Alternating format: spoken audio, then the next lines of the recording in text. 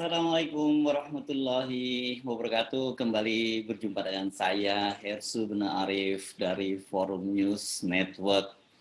Menko Marinvest Luhut Panjaitan dan Menteri Negara BUMN Erick Thohir harus bersiap-siap menghadapi audit dari auditor rakyat, begitu mereka menyebutnya.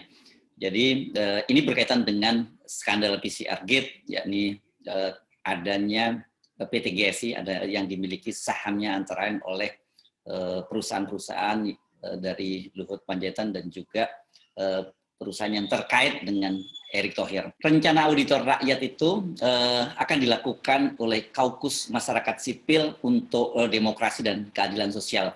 Ini Kaukus ini dimotori oleh Wakil Ketua Umum Partai Gerindra Ferry Yuliantono bersama dengan sejumlah aktivis lainnya. Mereka ini antara lain adalah Novel Baswedan, mantan penyidik senior di KPK, kemudian ekonom senior Antoni Budiawan, juga mantan anggota DPD Marwan Batubara, Dr. Marwan Batubara, juga pakar hukum tata negara Refli Harun. Mereka hari Senin ini menjelaskan kepada media, menggelar sebuah jumpa pers, yakni mereka mengaku mereka sudah menyiapkan tim auditor untuk menyambut tantangan dari Menko Marinvest Luhut Panjaitan. Kan Anda masih ingat ya, beberapa waktu yang lalu Pak Luhut menanggapi soal kontroversi adanya keterlibatan perusahaannya dia dalam perusahaan penyelenggara PCR, tes PCR, yakni PT GSI. Pak Luhut menyatakan bahwa dia siap diaudit dan juga siap dipanggil oleh KPK. Nah itulah kemudian makanya Kaukus Masyarakat Sipil ini menyiapkan tantangan dari Luhut. Nah, apa sih maksud dari Kaukus ini yang menyiapkan auditor rakyat ini? Kita simak penjelasan dari Ferry Yuliantono. Konferensi pers ini adalah untuk menanggapi pernyataan terbukanya Pak Luhut. Kita bisa ada rekam digitalnya bahwa Pak Luhut ya dalam hal ini bersedia perusahaannya di audit, PT GSI-nya di audit.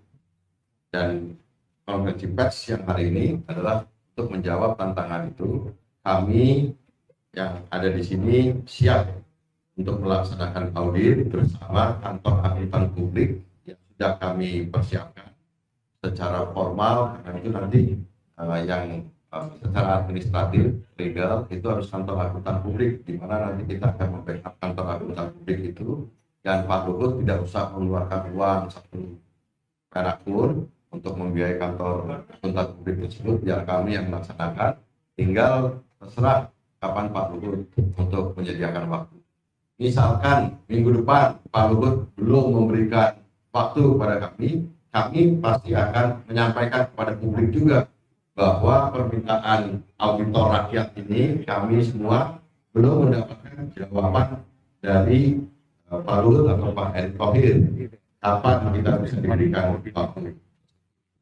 Yang pasti begini, bahwa dugaan kolusi dan nepotismenya menurut pendapat kami sudah jelas ada pelanggaran terhadap Undang-Undang Nomor 28 Tahun 99, karena sebagai pejabat publik tidak diperkenankan untuk kemudian ikut berbisnis, apalagi sebenarnya ada BUMN yang relevan melaksanakan kegiatan tersebut. Tapi pendirian PT yang baru didirikan bulan April tahun 2020 oleh pejabat negara dan kemudian melaksanakan kegiatan ini, itu sudah melanggar tadi prinsip-prinsip dari pemerintahan yang bebas dari KKN dan melanggar prinsip-prinsip good governance dan clean government. Itu masalah utamanya. Dan kita juga sudah mendapatkan data-data sekunder sebenarnya mengenai imported-importednya. Kemudian kita juga di Pak Novel Baswedan bersama teman-teman juga sudah melakukan penelitian tentang proses pengadaannya itu sendiri. Nanti kita bisa akan temukan dalam proses audit tersebut bahwa apakah terdapat kerugian negara, apakah terdapat tindakan korupsinya, jika kita bisa mendapatkan data sekunder itu, juga kwitansi, bukti pembayaran dari masyarakat yang sudah pernah membayar 2 juta, 1,5 juta, 900.000 dan lain sebagainya, itu bisa kita jadikan sebagai data-data yang akan kita rangkum, dan kemudian tentu yang lebih pasti untuk mendapatkan data primer dari proses pelaksanaan audit baik di dalam perusahaannya maupun kegiatan perusahaan tersebut, dan kemudian kegiatan pengadaan pada lab yang ada itu harusnya dengan maksud itu Pak Luhut, Pak Erick Thohir harus bersedia, karena ini akan menjelaskan situasi yang sebenarnya. Dan menarik apa yang disampaikan oleh Pak Erick Thohir beberapa hari yang lalu, bahwa PCR itu dilaksanakan dalam rapat terbatas bersama Presiden. Nah, ini juga kan menarik-narik ke Presiden, bahwa penetapan harga PCR ini yang dilaksanakan melalui peraturan Presiden bulan Agustus 2021 seharga karena salah 475.000 itu juga masih mengandung unsur kelebihan. Kita kan jadi tahu sebenarnya sekarang dengan penelitian dan pelaksanaan pendahuluan audit yang sudah kita laksanakan, bahwa berapa sih biaya produksi PCR ini, berapa harga wajar PCR, berapa butuh waktu dari mulai dicolok sampai keluar hasil tesnya, kita juga tahu. Nah, ini adalah ruang lingkup dari audit yang akan kita laksanakan untuk menjawab pertanyaan. Jadi kami dengan senang hati sebenarnya tidak terlalu lama untuk menjawab, meskipun belum mendapatkan surat resmi, tapi dari konferensi pers ini diharapkan Pak Luhut maupun Pak Erick Thohir sudah bisa menerima sebenarnya informasi kesediaan kami untuk melaksanakan audit secara resmi kepada perusahaan yang ada kaitannya dengan PCR yang dimiliki sahamnya Pak Luhut. Itu tadi penjelasan dari Ferry Yuliantono. Nah, bagaimana dengan Novel Baswedan? Novel Baswedan menyatakan bahwa ini jangan terlalu dianggap sesuatu yang ada maksud-maksud tertentu. Tidak ada ini maksudnya, karena menurut Novel ini lebih sebagai upaya menyambut baik tantangan yang disampaikan oleh Pak Luhut. Kan sebenarnya dengan melakukan audit seperti yang disampaikan oleh Pak Luhut, itu nanti semuanya menjadi jelas apakah betul bahwa ini ada unsur-unsur kerugian negara, menguntungkan diri sendiri dan sebagainya, dan apalagi kemudian apakah ada unsur pidananya dalam penyelenggaraan PCR ini. Karena bagaimanapun kan PT GSI yang terafiliasi dengan para petinggi negara ini, dengan khususnya Pak Luhut dan Pak Erick ini, tentu saja menimbulkan pertanyaan-pertanyaan, kesangsian dari publik. Nah, dengan adanya audit nanti diharapkan hal itu bisa jadi clear ya. Terkait dengan hal yang disampaikan oleh tadi Pak Ferry mengenai masalah PCR. Masalah PCR ini kan kita tahu ya, ini PCR ini menjadi alat yang penting untuk melakukan tracing atau melakukan deteksi orang yang kena COVID. Sampai sekarang mundur dari 2 tahun setengah yang lalu lah ya, itu kita tahu kondisi di Indonesia juga terkena COVID, di mana semua orang tentunya memerlukan tes untuk PCR ini. Beberapa waktu yang lalu saya bersama kawan-kawan saya melakukan penelitian singkat atau menemui pihak-pihak yang mengetahui soal hal ini, dan tentunya ketika di sana saya dan kawan-kawan kemudian bisa mulai memahami dengan lebih jelas bahwa ada dugaan kolusi atau dugaan korupsi di sana. Maka ini menjadi hal yang menarik, karena apa? PCR ini diperlukan oleh semua orang yang ada di Indonesia dan seluruh dunia tentunya. Tapi kita fokus dengan masalah di Indonesia, di mana ketika semua orang memerlukan dan kemudian ada dugaan ada pihak-pihak tertentu yang memonopoli atau kemudian menguasai, yang dengan penguasaan tersebut terjadi kondisi di mana harga PCR menjadi mahal, dan ini dibebankan kepada negara dengan pembiayaan COVID dan juga kepada kita semua. Saya yakin barangkali ada juga di antara masyarakat yang kemudian untuk PCR harus berhutang barangkali, atau hal-hal lain yang kemudian itu sangat menyedihkan untuk kita semua. Saya juga pernah mengalami di mana saya pernah terkena COVID dan kemudian memahami di mana harga PCR juga mahal. Oleh karena itu, ini menjadi hal yang penting untuk diusut dengan lebih jelas. Selain itu juga, saya telah melihat bagaimana proses PCR itu dilakukan. Dari pemahaman yang saya lihat, karena saya bukan orang ahli, pemahaman saya, untuk membuat lab PCR itu tidak diperlukan lab yang begitu rumit. Tapi dengan lab yang sederhana itu bisa dilakukan. Artinya ketika lab PCR itu bisa dibuat di mana-mana, itu sebetulnya sangat bermanfaat untuk kita semua. Begitu juga dengan prosesnya. Yang saya tahu prosesnya itu ada 3 tahap. Pengambilan sampel orang yang mau diambil tes PCR, dan kemudian ada ekstraksi di sana. Ekstraksi itu waktunya cuma 1 jam. Dan kemudian ada proses pengolahan di mana sampai dapat hasil positif atau negatif. Tergantung reagennya, dari 1,5 jam ada sampai 2,5 jam. Artinya prosesnya itu harusnya singkat. Tapi yang terjadi sampai kemudian kita semua harus menunggu sampai 2-3 hari. Kalau mau lebih cepat, bayarnya lebih mahal. Ini masalah yang sangat serius saya melihatnya. Tentunya ketika hal yang serius sepenting ini, komoditi yang sepenting ini, dikuasai oleh pihak-pihak tertentu saja, dan kemudian diambil keuntungan untuk kepentingan pribadi atau kelompok-kelompok, tentu ini masalah yang sangat serius, bukan dilihat sebagai hal yang sepele. Oleh karena itu, ketika saya diberitahu oleh rekan-rekan termasuk Bang Ferry bahwa ada Pak Luhut di sana yang dengan terbuka mempersilahkan untuk diaudit, saya pikir itu suatu kesempatan yang baik.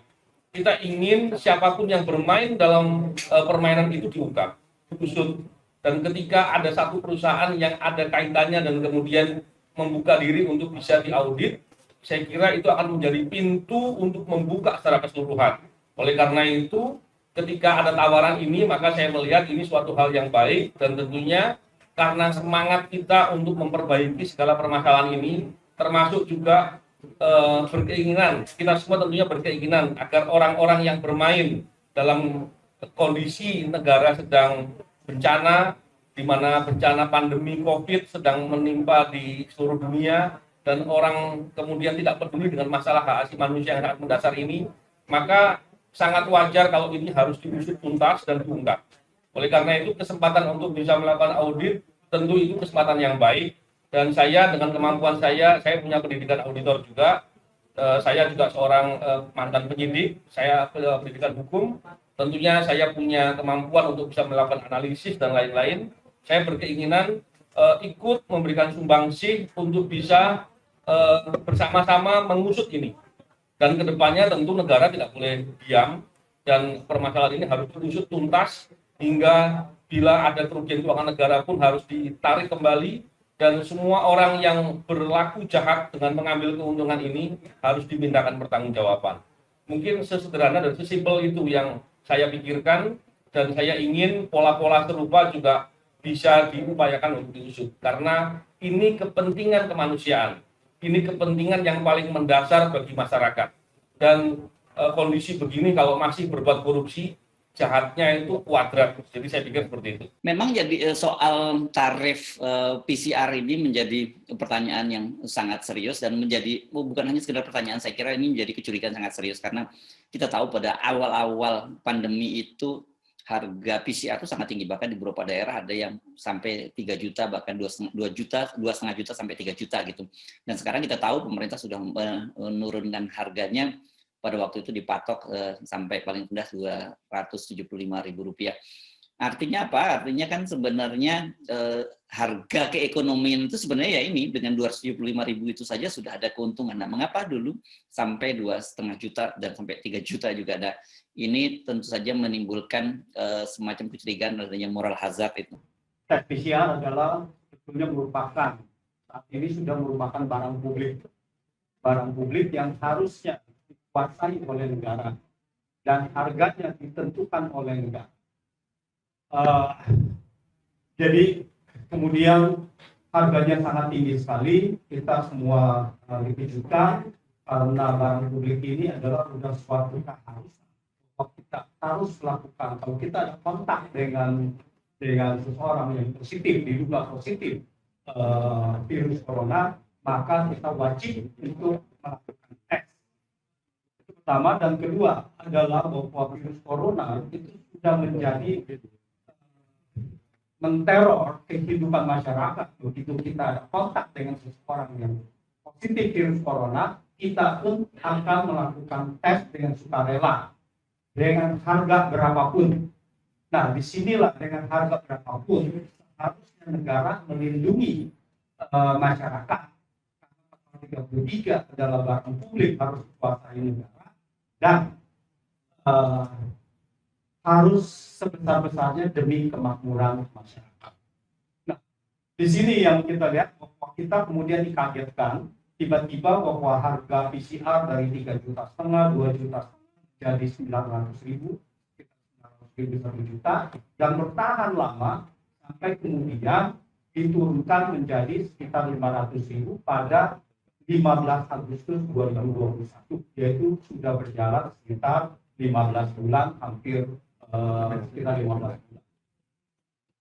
Nah, jadi kita kemudian kagetkan dengan 500.000 dan kemudian 2 bulan kemudian, yaitu pada akhir itu diturunkan lagi menjadi 300.000.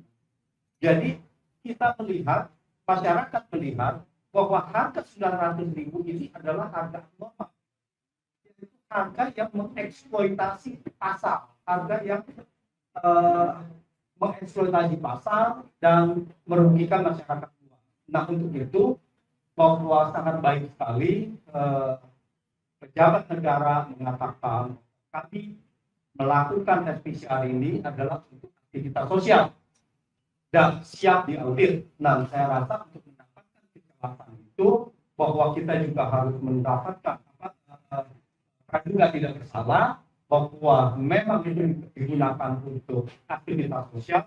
Nah, untuk itu demi kejelasan maka saya lihat bahwa audit ini harus dilaksanakan.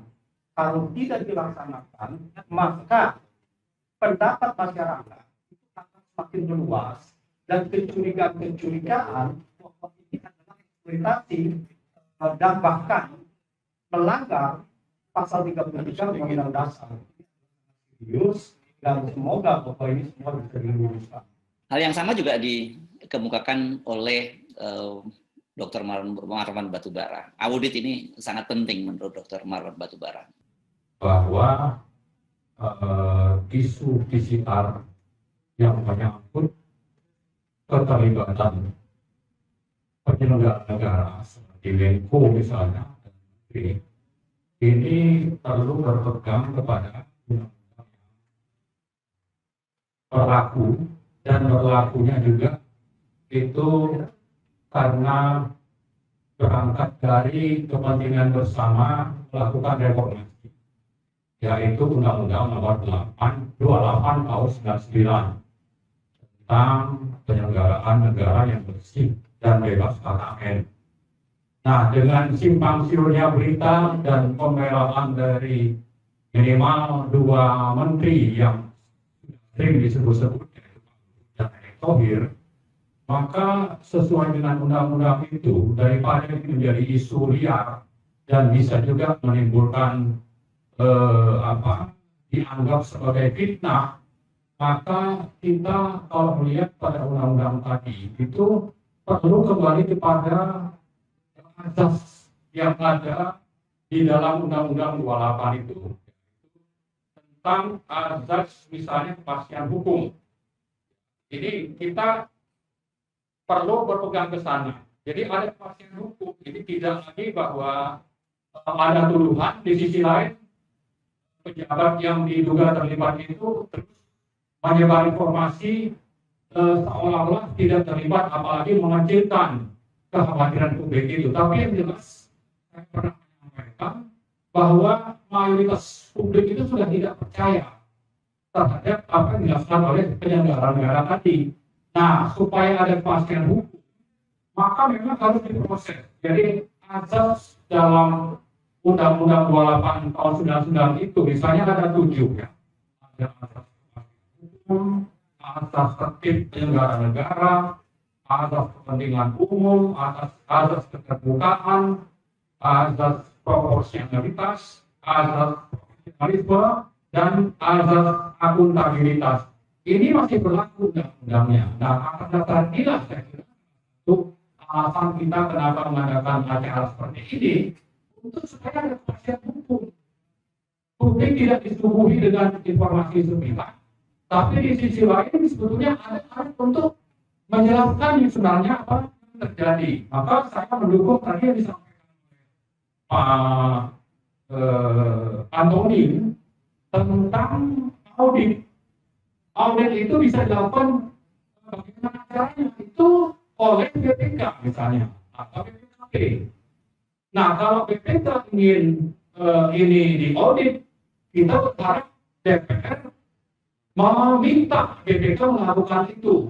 Nah, lebih ke hulu lagi, kita berharap ada pansus di DPR yang khusus dibentuk untuk terjadinya audit ini atau menuntaskan kasus yang memang masih tidak mengikuti penyelesaiannya itu sesuai dengan asas nomor 28 Undang-Undang nomor 28 tahun 99 tadi. Jadi intinya, mari ada penegakan hukum, mari ada audit, lalu kita minta supaya yang namanya DPR itu karena menyangkut hajat hidup orang banyak, masalah kepentingan rakyat, ya kita tidak mau juga negara itu harus mengeluarkan uang yang akhirnya dikorupsi padahal dengan ngos-ngosan ya, defisit itu ini kan sekitar 805 triliun dari tapi oleh sejumlah oknum itu diduga disebarkan puluhan triliun karena kesempatan sebagai pejabat misalnya.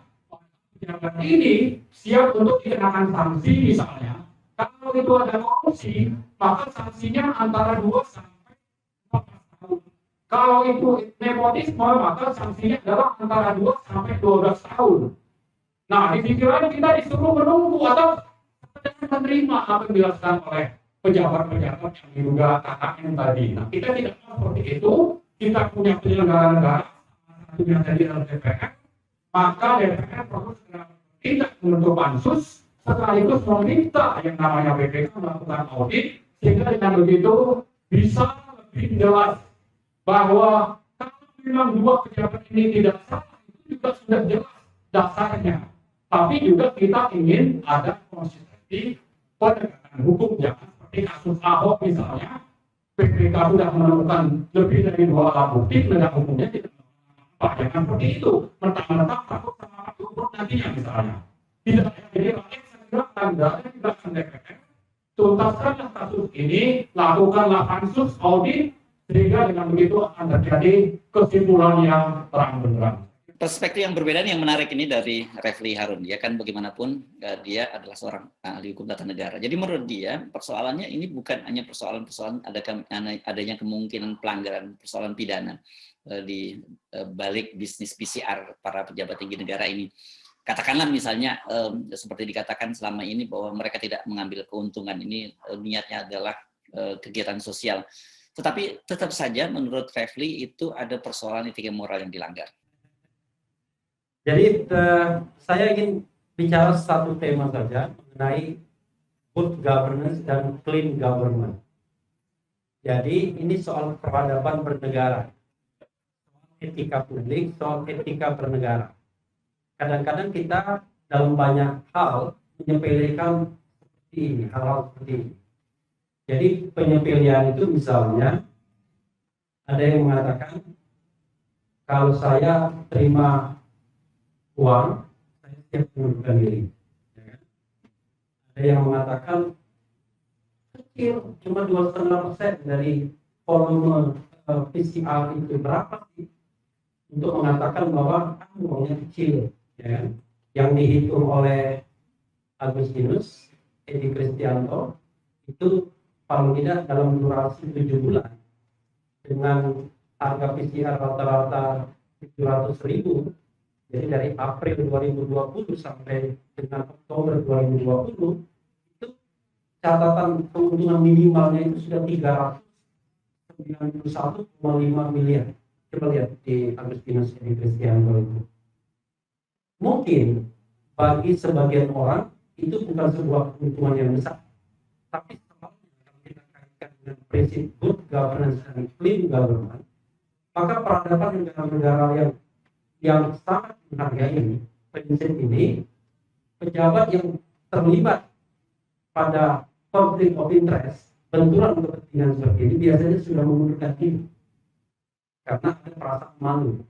Nah, kalau di Indonesia jangankan ada perasaan malu, bahkan keterlibatan itu dikecilkan dan disepelekan seolah-olah nothing. Jadi sekali lagi ini terkait dengan peradaban kita berpemerintahan. Nah, saya berharap ya, pejabat yang bersangkutan itu menunjukkan rasa malunya seperti pejabat-pejabat di negara lain. Kalau zaman dulu malah arah kiri. Kalaupun tidak, karena bagian dari sebuah sistem pemerintahan kabinet di mana ada penghulunya, maka harusnya presiden yang bertindak untuk memberhentikan. Karena kalau kita kaitkan dengan prinsip good governance dan clean governance, ini adalah kesalahan yang sangat. Kenapa? Karena pengambil kebijakan itu juga melaksanakan bisnis terhadap kebijakan tersebut, baik langsung maupun tidak langsung, baik melalui perusahaan yang terafiliasi dengannya maupun melalui saudara-saudaranya misalnya. Jadi ini prinsip yang sangat luar biasa dilanggarnya dan bukan perkara yang seharusnya dikecil-kecilkan dan disepele-sepelekan. Kita harus bedakan dua hal, yaitu dugaan tindak pidana korupsi dan pelanggaran etika berpemerintahan. Kalau kita bicara tentang dugaan tindak pidana korupsi, misalnya menyalahgunakan kewenangan, memperkaya diri sendiri atau orang lain dengan merugikan keuangan negara, itu adalah sesuatu yang nanti harus dibuktikan dalam sebuah proses tentunya. Tapi kalau pelanggaran etika berpemerintahan, menurut saya pribadi, ya tidak untuk mewakili teman-teman lain, itu sudah terjadi pelanggaran etika itu. Karena kenapa saya katakan sudah terjadi pelanggaran etikanya? Karena kepemilikan saham itu tidak dibantah baik oleh Erick Thohir maupun oleh Sudah diakui. Luhut Binsar Panjaitan, bahkan diakui. Jadi baik langsung maupun melalui juru bicara masing-masing. Artinya memang saham yang ada baik langsung maupun tidak langsung pengelolaannya itu memang sudah diakui. Karena itu saya mengatakan dalam konteks ini pelanggaran etika berpemerintahan itu sudah terjadi. Di mana kalau di luar negeri, di negara-negara demokratis yang berada, yang seperti ini biasanya orang mengundurkan diri, tidak perlu menunggu sinyal kekuasaan atau sinyal orang nomor satu untuk memberhentikan. Tapi kalau di sini beda lagi, dikecilkan saja yang begini.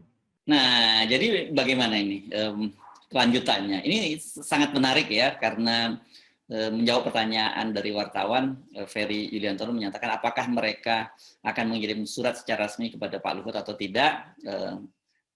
Ferry menyatakan bahwa melalui jumpa pers ini diharapkan sebenarnya pesannya sudah sampai kepada Pak Luhut, dan dia minta agar Pak Luhut lebih terbuka menyikapi tantangan dari koalisi masyarakat sipil ini. Nah, kalau sudah begini kita tinggal menunggu bagaimana reaksi dari Pak Luhut Panjaitan dan Pak Erick Thohir. Pada waktu itu kita kan sebenarnya yang menyampaikan tantangan untuk bersedia di audit ini Pak Luhut Panjaitan, sementara kalau Erick Thohir ada kesan ngeles karena dia kan sebelumnya menyatakan bahwa soal tarif dari PCR itu bukan dia yang menentukan, yang menentukan itu justru di dalam rapat kabinet terbatas yang dihadiri oleh Presiden Jokowi dan Wakil Presiden Ma'ruf Amin. Jadi saya kira ini sangat menarik perkembangannya. Apakah Pak Luhut Panjaitan dan Erick Thohir berani menghadapi tantangan dari kaukus masyarakat sipil ini, atau akan mereka mencari dalih lain. Tapi apapun, menurut saya ini memang menjadi pertaruhan reputasi bagi kedua pejabat publik ini. Dan tentu saja dampaknya juga akan sangat serius terhadap Presiden Jokowi. Sementara bagi Erick Thohir ini yang kalau kita lihat berapa langkah-langkahnya dia bersiap-siap untuk running, untuk maju dalam pencapresan pada Pilpres tahun 2024, ini juga menjadi pertaruhan. Dia bisa saja pencitraan yang dia bangun selama ini bisa berantakan gara-gara skandal PCR Gate ini. Saya Arif, sampai jumpa lagi. Assalamualaikum warahmatullahi wabarakatuh.